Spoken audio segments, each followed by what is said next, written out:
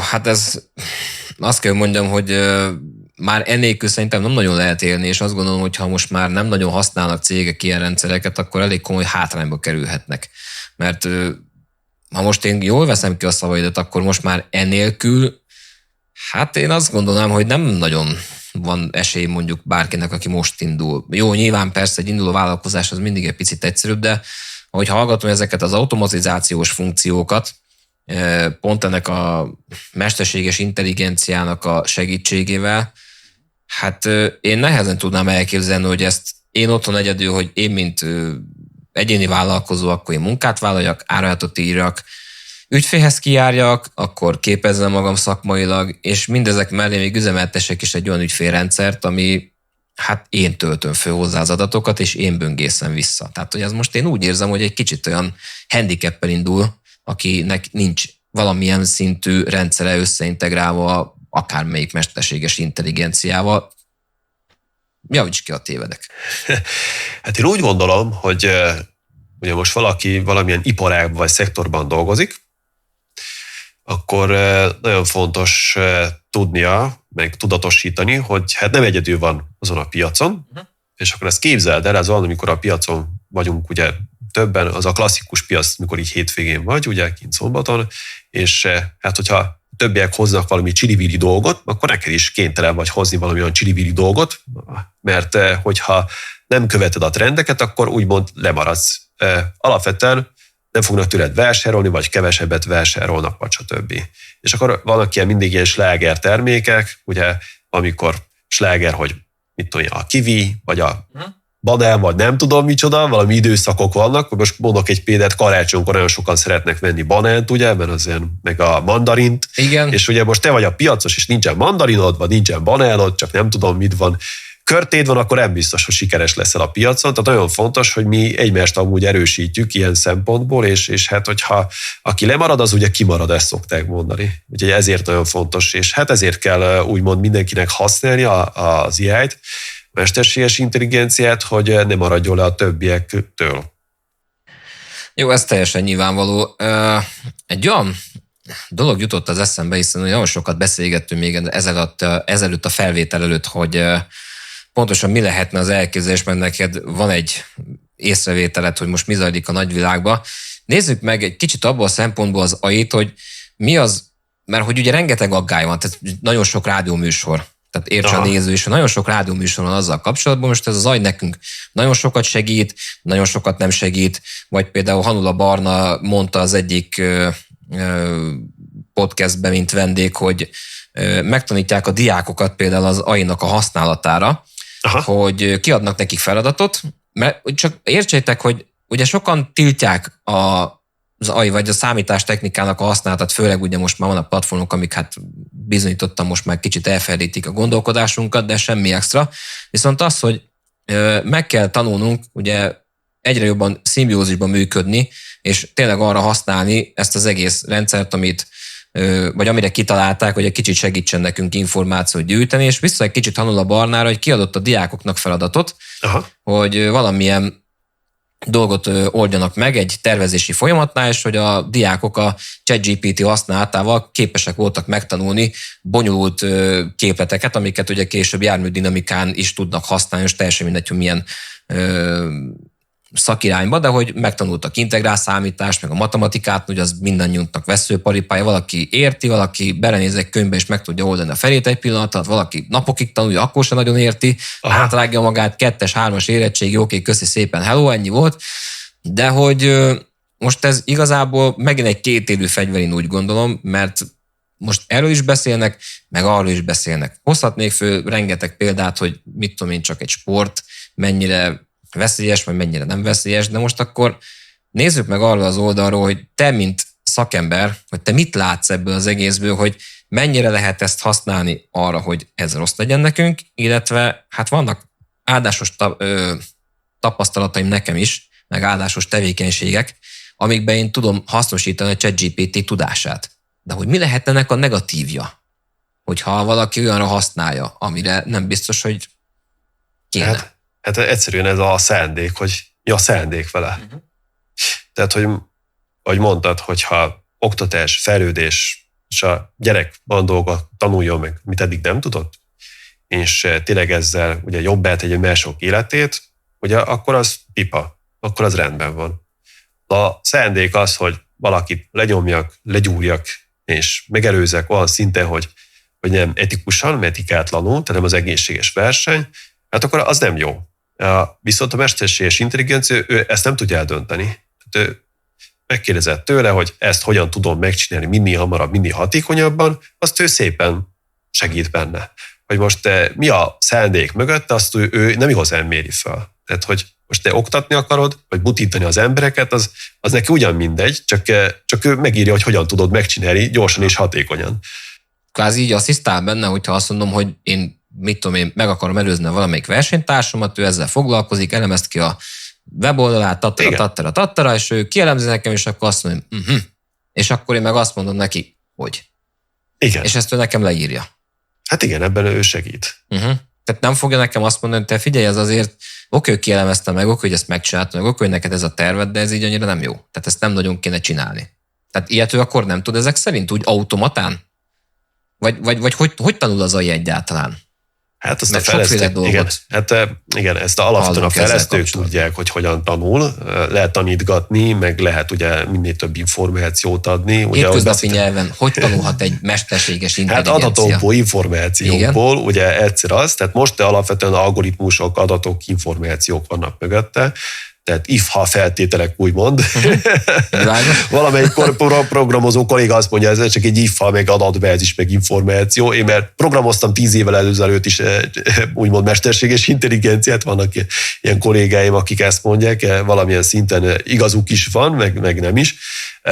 Nyilván nekik nincsen szuper számítógépük, meg nincs akkora parkuk. Nem menjünk messzire, hogyha bocsánat, hogy félbeszakítak, nem menjünk messzire, de most csak arra gondolok, hogy mesterséges intelligencia, ott van a telefonunkban az automatikus szövegkiegészítés. Igen. Tehát egy idő után megtanulja, hogy te milyen szövegkörnyezetet csinálsz, hiszen nekem is van telefonom, és használom is, és néha piszok gyorsan tudok vele üzenetet küldeni. Amikor tépem a hajamat, mert nem egészen azt fordítja, vagy azt közli az én elképzelésem alapján, hogy mi lenne a következő szó, amit abban a mondat vagy szövegkörnyezetbe beépítek, és így utána javítgatni kell, meg ilyenek, szóval azért vannak néha ilyen hülyeségei, de én azt gondolom, hogy az volt a legegyszerűbb. Egyik idézőjel a mesterséges intelligencia. Igen, és említette egy nagyon fontos dolgot, hogy régebben ilyen volt, és budácska volt, hát most már azért fejlődött, tehát nagyon fontos, hogy ugye fejlődik, és ugye abban segítenek a fejlesztők, hogy valamilyen szinten fejlődjön tényleg, minél profiben, minél jobb legyen.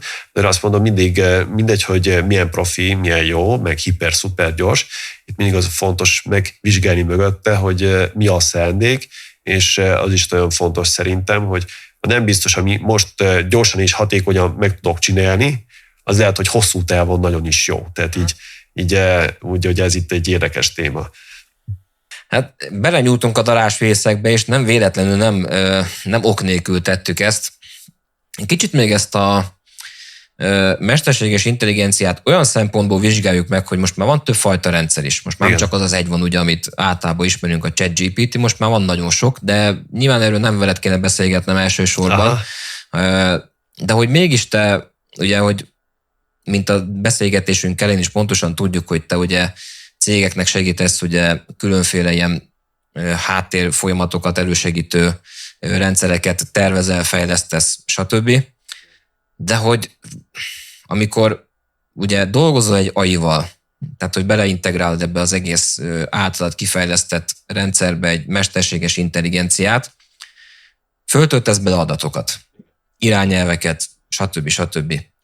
Na, és ugye beszélgettünk arról, hogy kinek mi a szándéka, hogy mire akarja használni. Na, hogy tudom én megcsinálni azt mondjuk egy mesterséges intelligenciával, hogy azt mondom, hogy ismerem az összes versenytársamat, fölprogramozom az AI-ba, hogy na én azt akarom, hogy hogyan lehetne őket megelőzni, de hogy nekem most erre nincs ötletem, de mindegyiknek ismerem a trükkjét. Na most akkor hogy lehet azt mondani az AI-nak, hogy ő azt javasolja neked, hogy figyelj, nézd meg, ad bizonyos tanácsokat, de hogy figyelj arra, hogy ne legyél olyan a következő folyamatban, tehát hogy te meg akarod előzni a versenytársaidat, hogy azért próbálj meg betartani valamilyen erkölcsi, etikai kódexet. Na ezt például hogyan lehet megcsinálni egy AI-val? Teljesen mindegy, hogy melyikkel. Mit tudunk ezzel kapcsolatban tenni? Hát így alapvetően úgy gondolom, hogy valamilyen szinten lehet őt tanítani, meg lehet úgymond valamilyen szinten ezt úgy algoritmusok, meg irányelvek, meg stb.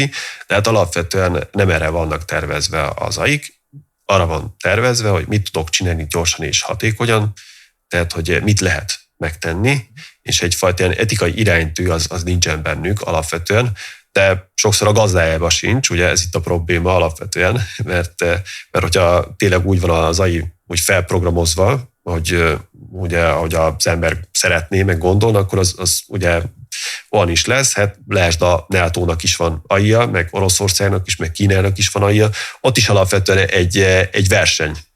És ott is egy verseny van, ugye, és hát látni a nagyvilágban, hogy milyen jó is alakul ez a verseny, és ez itt egy alapvető probléma, hogy nem csak, hogy mi versenyzünk egymással, hogy én CRM rendszert fejlesztek, és a másik is CRM-et, és akkor kinek a CRM-e jobb, hanem itt már az is sajnos probléma, hogy keleten és nyugaton is versenyeznek oda-vissza, és ki tud gyorsabb lenni, és mindig hatékonyabb. És nyilván mi abban szeretnénk gyorsabbak, meg hatékonyabbak, hogy eladunk valamit, a túloldalt, ugye keleten, meg nyugaton meg valami mást gondolnak szerintem ez alatt. Húha, most akkor megint mélyebbre nyúltunk egy kicsit a darásfészekbe. Régebben az volt, hogy emlékszem rá, hogy amikor a Facebook megjelent, ugye akkor nekünk volt egy nagyon sajátságos, és azt gondolom, hogy mindenféle túlzások nélkül egy korszakalkotó közösségi média. Hát szerintem az alapokat letette a fiatalember, ne haragudjatok és kövezzettek meg érte, nem tudom a nevét, de ugye az Ivi volt az első ilyen Igen. hírvívő, amit nagyon sokan használtunk, ugye, és mennyire jó volt, aztán jöttek utána a sorra a többiek, majd megjelent ugye a híres nevezetes kék-fehér F betűs valami, ugye, amit Facebook néven ismerünk, és hát ez aztán elég sok mindent meggyilkolt. Aztán ugye erre jöttek a különböző nációk, vagy országok, teljesen mindegy, hogy hívjuk őket. Például az oroszok lefejlesztették a sajátjaikat, hát gondolom nyilván a kínaiaknak is van saját fejlesztésű, ám de nem biztos, hogy úgy néz ki. Tehát, hogy így haladjunk akkor így szépen rendben. Tehát akkor azt mondod, hogy minden valamilyen nemzetnek, most én nem szeretem nagyon az országokat használni, de minden nemzetnek, vagy nagyobb hatalmi résznek, ugye most tegyük akkor tisztá, vagy Kína, Oroszország, és a többi, amerikaiak, stb. Mindegyik fejleszt egy saját maga által elképzelt AI-t, hogy mit rak bele, teszem azt mondjuk irányelveket, erkölcsi valamilyen kódexeket, tehát ez rendesen ilyen mit tudom én, versenyfutás, vagy ki tud olyan AI-t fejleszteni, ami nem tudom én mire lesz majd jó a jövőben, tehát ezt így kell elképzelni. Most itt Facebookon így megkeressük az ismerősöket, meg kontaktolunk velük, és akkor mindenki lefejleszti a sajátját, oké, értem. De hogy egy AI programozásnál, és teljesen mindenki hívjuk, mi lehet a verseny? Mit csinálhatunk versenyszinten? Oké, használom arra, hogy megoldjak bizonyos marketing, meg ilyen-olyan feladatokat, vagy egyik barátom kísérletezett vele, adott neki zenei ötleteket, hogy szedd össze, mit tudom én, a 100 legismertebb 90-es évekbeli slágert, és rakd őket úgy, hogy nekem csak egymás után kelljen lejátszani, és hogy ezzel én egy olyan hangulatot hozzak létre, hogy. És ezt megcsinálta, lefközölte neki az, hogy figyelj, itt van a 100 legjobb, ezt egymás után lejátszott, és minden tuti lesz. És ki is próbált egyébként élő TikTok videóban. Jó, erre is használható. Kaphatunk tőle videóanyagokat. Tök jó. És akkor most még mi kaphatunk tőle tippeket? Még egyéb más dologra? Tehát, hogy kell ezt elképzelni? Mert mondtad, hogy ugye így fejlesztik egymást, hogy kinek hatékonyabb az AI-ja. De miben lesz hatékony egy AI? Még ezen kívül. Vannak ötletek nyilván, csak hogy kíváncsi vagyok a te oldaladról is. Hát lehet, hogy én visszakérdezek, hogy mi mozgatja a világot? Tehát mi a lényege egy cég esetében? Hát én azt gondolom, hogy minél inkább, hogy ő legyen az első és legnagyobb, igen. Vagy hogy minél több eladásra legyen. Hát lehetek én első, de nincs pénzem. Jó, hát nyilván bevételt kell neki generálni, igen, de valamilyen alaptőkének kell lennie, amivel ő megalapult, és elindult, és akkor szépen gyarapodott, mert azért vannak ilyenek, hát és nagyon sokat tudok, hogy... Ez nagyon jó. És Egy ugye emberként indul el. Mondtad ugye bevétel. Igen, hát bevétel. Igen. Na jó, nagyon sok bevételem van, de több kiadásom van. Az jó? Hát az annyira nem. Na, akkor az mi a egy lényeg? hobbi, ahogy egy-két barátom szokott fogalmazni, hogy ha céged van és nem nyereséges, akkor hobbid van. Tehát és akkor igen. Na, akkor mi a lényeg ott lényegében akkor? Hát nyilván akkor a profit termelés. A profit termelés. Tehát ezt nagyon sokan tanultuk. Ugye a profit a lényeg egy szervezetnél, és aztán mi a lényeg, hogy jövőre mi is legyen? Tehát, hogyha a növekedés legyen. Mondjuk egy x% növekedés. Valamennyit kiszúrnak maguk. Na, és ezzel mit növelünk a világszinten? Hát nyilván CO kibocsátást, a termelékenységet, a gazdaságot, és bizonyos eset. Sőt, hát igazából én azt gondolom, hogy ezt növeljük, bár nem vagyok gazdasági szakértő, de hogy egy cég esetében ezt növeljük folyamatosan. Tud akkor ugye még több embert fölvenni, még több országba, vagy még több részen tud akkor üzemelni, és akkor egyre jobban hízik gyakorlatilag, de nem tudom, hogy az végtelenségig működik, vagy egy ponton megállhat, ehhez nem értek. De ugye, hogy akkor az alapokat akkor így beszéljük át, mert hogy egyszerűbb lesz a nézőnek is megérteni, hogy majd hogy jön ide az AI fejlesztés és a verseny. Hát igen, a GDP. Szerinted az EU-nak, amik vannak AI-k, tehát most nem egy van, mondjuk 2026-ban lesz a EU Act, ugye? Szerinted az mire lenne programozva, vagy mi ott a cél? Ugye az EU szinten. Az EU az mi lenne? Hát nézd, nagyon hülyeséget nem szeretnék mondani, de hát ugye maga az ugye az valami egységesített dolog miatt lőtt létre. Gondolom akkor ez az AI is az lenne, hogy valamilyen egységesített valami miatt lőtt létre. Hát igen, a gazdaság, ugye a kereskedelem, és alapvetően itt a GDP a lényeg. Tehát minden oldalról a GDP a lényeg, ez mozgatja az egész GDP növekedés, növekedünk, és akkor növekedjünk a végtelenségig, ugye? és veszünk még egy bolygót, mert majd építünk egy gyors enterprise-t, és akkor itt mindenki csak növekszik a végtelenségig. Ugye valami ilyesmi az egész rendszerünknek az alapja. És mindegyik rendszer, az összes AI erre van, úgymond bekalibrálva, hogy minél gyorsabban, minél hatékonyabban, és nőjünk, mert nőjünk, ameddig csak lehet, és hát a mostani világunkban hát mi, ami nagyon jó nő, és nagyon halad előre, ugye a hadipar. Hát az most azt hiszem beturbósodott egy kicsit. Igen, és a NATO ugye mit szavazott meg? Hát, hogy minden országnak gyakorlatilag egy bizonyos százalékát a bevételének el kell különítenie kötelezően, ha jól tudom, hadiparra. Igen, GDP 5%.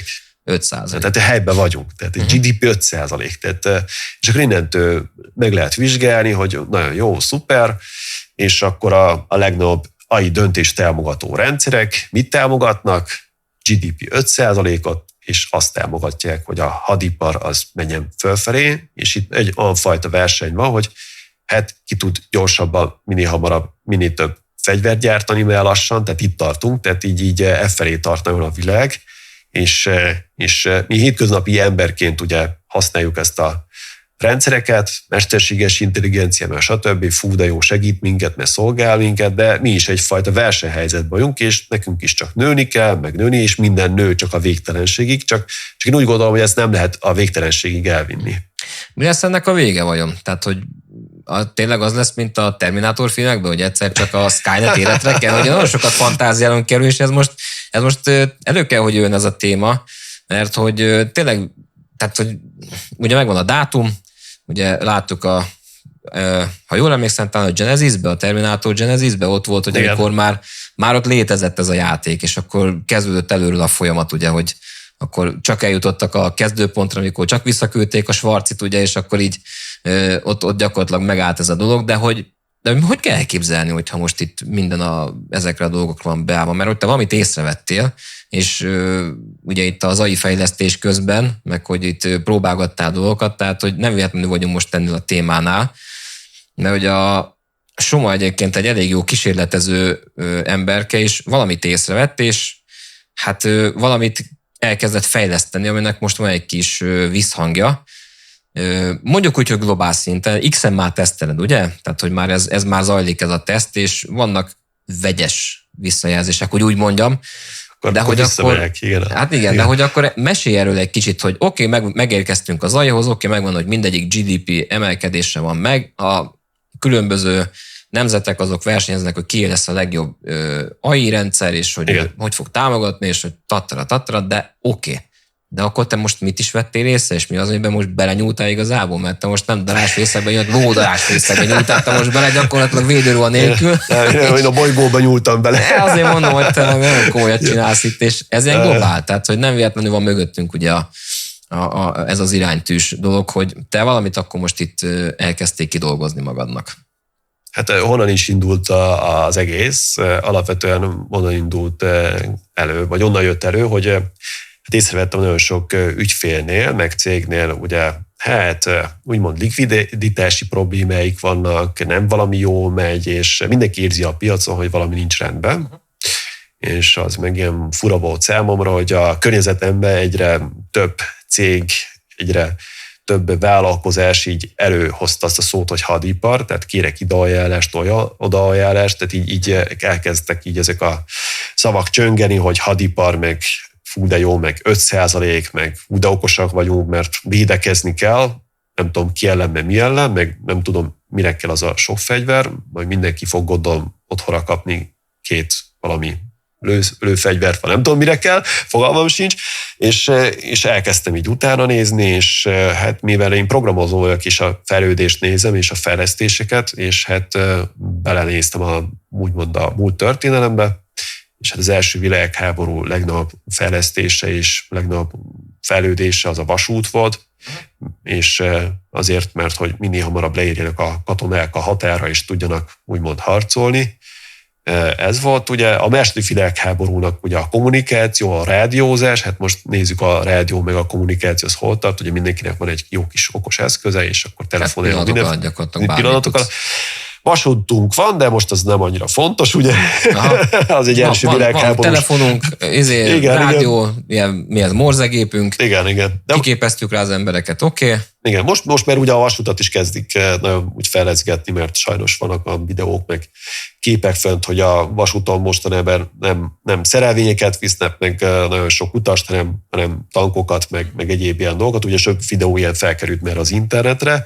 Ez körülbelül ugyanígy volt első világháború elején is, úgy nem ijeszgetni akarok senkit se, csak ezeket így elkezdtem vizsgálni, és a második világháború idején ugye a rádiózás felfelődött, hát ott voltak ilyen érdekes dolgok, hogy neves, mit tudom én, például autógyártó cégek tankokat gyártottak, ugye elkezdtek gyártani, hát az is egy kicsit ijesztő és rémisztő, hogy a Rheinmetall meg akarja venni most a Volkswagent, és ilyen turbósított puskacsővel ellátott Volkswageneket akarnak gyártani, ami nem az lesz a neve, hanem tank, vagy nem tudom mi lesz, fogalmam sincs, ugye, nem értek hozzá, nem vagyok hadipari szakértő, és ezek így elkezdődtek ezek a trendek, és akkor volt a hidegháború, a hidegháborúnak meg hát az volt a lényege, hogy megyünk az űrbe, ugye jönnek a rakéták, és akkor jön az atombomba, ugye ott nagyon jó kifejlődött az egész technológia, szerencsére nem lett belőle piros gomb. Mindenkinek van otthon piros gombja, nekem is van otthon, amikor bekapcsolom a tévét, ott ilyen nagyobb piros gombokra gondoltak, úgymond, és szerencsére nem nyomták meg, és el is kezdték úgymond leépíteni az atomarzenát, ami szerintem nagyon jó ötlet. Hát és akkor a mostani világunk legnagyobb hadipari fejlesztése, és alapvetően így kell mondani, ez egy hadipari fejlesztés, az AI.